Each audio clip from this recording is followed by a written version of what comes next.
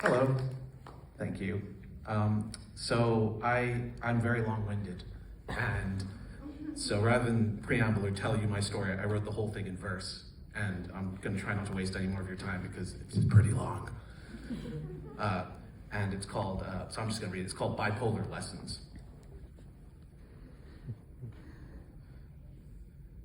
My story isn't that interesting. But when I was a kid, I guess it felt like I was louder than loud's meant to be. I guess it felt like I was told to pipe down despite not being in polite company. I tried on being a clown. Clowning around is a productive use of misery, at least in my experience. Laugh or cry? Why not both? Said the guy with bipolar. A little mental health joke there for you. My skin was paper thin, good for writing in. Prick me, I'll scream could be a real prick as well. Sadder than sad ought to be, unable to do what for others might look easy, so of course I felt weak and was labeled lazy. Potential.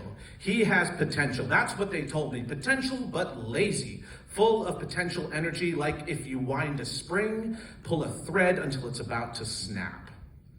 If you looked closely, you would see my back stayed hunched. Eyes on the floor, terrified all the time. Sure, I was fat, convinced I was ugly, though at most objectively chubby. A kind teacher noticed some of this, got me help, like a psychiatrist, counselor, psychologist. The only one that worked was the nutritionist. The pills they gave me did not. And the medicine, if that wasn't enough and I was still screwing up, then logically it must have all been my fault. So I was actually anorexic and misdiagnosed as depressed. Bipolar lesson number 1. Your gut feeling is bullshit. Don't trust your emotions. Question your thoughts. And yes, the logical extension of this philosophy means that often you will feel lost. We aren't frickin' Vulcans after all. Aside from my emotions, my memories are flawed because every time I have an episode, it damages my brain, and so my memory deteriorates, and sometimes that scares the heck out of me. And so I tell myself, those are mental battle scars from dealing with my disease. Battle scars. That's what I've said. Sounds a bit melodramatic, doesn't it? But the truth is, when I can't move because I'm down in a hole in my head, I tell myself, put on your shoes and go for a run because endorphins are a hell of a weapon. That I am a fighter and that I didn't give up. Today at least. Melodramatic, maybe.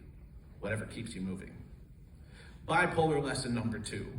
If someone looks lonely, just do for them what you wish someone should have done for you. And when I'm pumped for the days, when the sky is clear, the time finally came to chase my dreams, and I got my schedule planned out before me, and then one sentence, one stupid sentence someone says, sends me crashing down. And something screaming inside to recognize that I am so weak. I tell myself, it's a fight. You gotta fight back. Don't give up so easily. But that is not what it looks like. It looks like I'm doing nothing. My story really isn't that unique. Like a lot of people like me, it eventually came to a head. For me, it was when I was 26, rock bottom, finally down for the count. Truth is, I was ready to check out. Leave the stage, adios, never have to age. Why would I want to when I got 50 more years of this crap to look forward to? It's just math in the end. But for some reason, I found myself in front of a psychiatrist somewhere in Kowloon, and I begged him to slow my mind down, give me pills, anything, because otherwise tomorrow, well, here's a fictional recreation of that conversation because my memory sucks. Mr. Vish, you are not depressed. Mr. Doctor, man, I am depressed. Now give me the pills, dude. Mr. Vish, you have a mood disorder. You're bipolar type 2. How about that? Do I get the pills now? Yes. Nice. They were not nice. And I didn't believe him at first, or the next doctor either. I didn't want to believe it was true. I mean, you're telling me what? I'm crazy? My whole life throughout it all? But what he was also telling me was that it wasn't my fault. And that can mean the world. When the whole time I've been labeled by myself and others as a failure, or at least lazy. Bipolar lesson number 3. They'll call you lazy because it's hard for you to do what they think looks easy. But a black hole reflects no light, and that they can't see. They're pulled on by a different kind of gravity. Still, I'd be lying if I said it didn't feel pretty shitty. I'm not a Zen Buddhist monk, a stoic center of calm. I'm pretty sure Marcus Aurelius was not bipolar.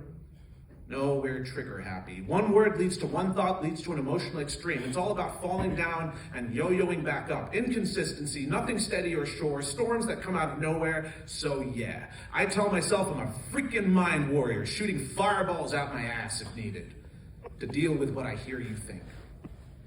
Bipolar lesson number 4. Never be too sure you know what others think. You are not psychic despite feeling like it.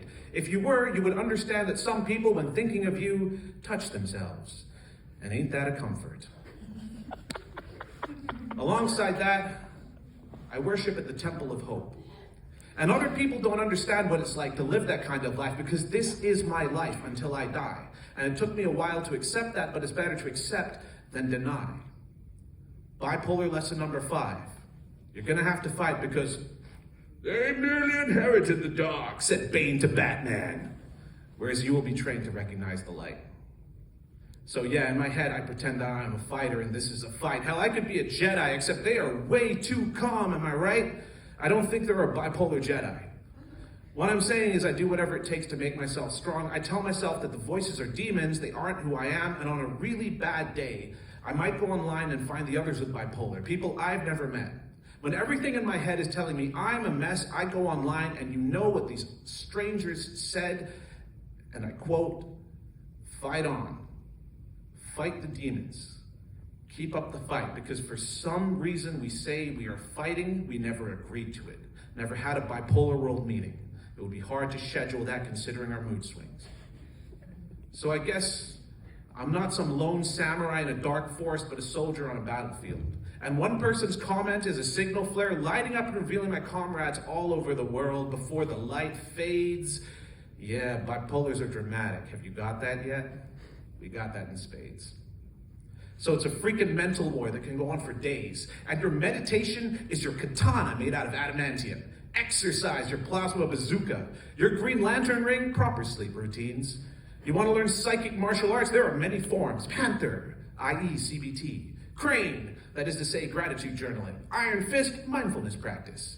Unless I forget your tactical nuke, take your meds for God's sakes. We pretend to be fighters. And I posit to you that maybe we are. Maybe we are titans, bench pressing mental weights people will never see. Contending with lies in our minds, sometimes for days on end, enduring despite loneliness and isolation, struggling against overreaction, sifting hallucination and delusion from reality, believing beyond all belief, whatever it takes to keep us going. So yeah, we're a rising phoenix, a heavyweight taking hits, a level 20 fighter, thief, and Dungeons and Dragons dealing crits. Oh shit, right, bipolar lesson number 6, you might be manic. Rather than Jesus, Yeezus, or a genius. But in the words of Douglas Adams, don't panic. When you come crashing down and look around at all the wreckage and regret all the things you've done and said, it's not our fault, I promise. We're just sick. And despite believing I'm in the X-Men sometimes, many days it doesn't do the trick. I believed I could feel it all when I was up. All the pain in the world, all the love, sensitive as a landmine about to go off, mad splurges of productivity, how my mind could speed and how nothing was ever enough. Didn't even know who I was between the ups and downs, the medicine. So bipolar lesson number 7, you are going to question who you are. Are you the guy who got into a fight last night and cried, confided that you wanted to die, pried a bit too much into someone else's business, lied when you felt the rush, waking up with someone else to the ruins of your life, where you will deny that you are a hollow shell? To that I say, screw that crap. Here's my YouTube, TikTok, TED Talk. It's called You Are Your Best Self, Nobody Else. You are the version of you that takes care of yourself, nobody else. You are the version of you that tries every way to get out of bed, nobody else. You are the one who said they'll be there for their friends. You are the one that tries to make do and do better and rebuilds after the storm despite the mental weather. You are your better angels, not your inner demons. You are the one who doesn't give up. Contending with mental illness makes you mighty, not the other way around. And the truth is, I'm one of the lucky ones. And my story really isn't that interesting because my meds work for the most part. I can afford private therapy. I have the support of my friends and family. By the grace of my luck, I get to survive, maybe even thrive, or at least I get to try. But not all of us who fight get to live that kind of life. Like my brother who refuses to take his meds, is in the throes of a psychotic episode where he thinks he is at war with Elon Musk. Or my sister, who hears angels and demons in her head, jumped out of a moving taxi when she was depressed, put on 20 kg because of the meds, has been unemployed ever since. And the people around them can actually worsen their days. Bipolar lesson number 8. No matter how much they love you, they still might not relate. That can create a certain kind of loneliness. You have to try to remind yourself that they're trying to help in their own way. That's a love that's worth keeping track of. It's hard. People sometimes don't know what to do. They aren't mental health professionals.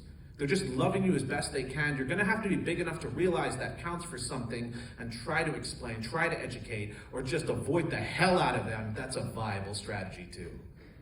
And if I tweaked their brains and gave them the same condition, there is no guarantee they would do any better. They call it being touched with fire, the artist's disease. Some people romanticize it, but it's really not that romantic. Some people wake up at 3 a.m. to clean, spend way too much money, incapable of anything but playing video games. We aren't all Van Goghs and Kanyes. It's really not that romantic. Now you might ask me what to do.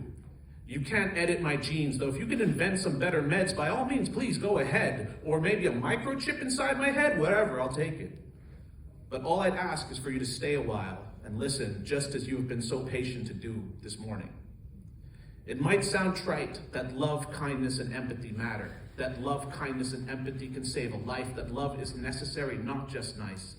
But to a person in a desert, it can be the oasis. You never know what someone else is dealing with inside their minds. My bipolar bear buddies are some of the best people I know, and no name tag, no address, no CV or salary or certificate, no list of accomplishments will ever record their medals. My story may not be that interesting, but ours is. And not just people with bipolar, but anyone who struggles with mental illness. They can totes pretend to be badass mind fighters too. Welcome to our battlefield. Design your own uniform, make sure it looks cool. And you may never be able to fight our battles for us, but you can stand by our side. That makes a huge difference. Supporting doesn't mean you have to solve it. It's just who we are. And whatever illness you face, if you are in the fight, if you constantly try, there's bipolar lesson number 9, 10, 11, 12, and all the way to the end. It's simply this: dear friend, you are not alone. You aren't the only one. There are millions of us. We are not weak or broken. We just may not always be in the same room. But on the other hand, if you're weird like me and imagine a cyberpunk dystopian battlefield with like psychedelic shape-shifting demons, or something like a little less extra, like you were just being pestered by some kind of annoying heckler, whatever you picture, add to that image the truth, that we are right there standing with you. Thank you.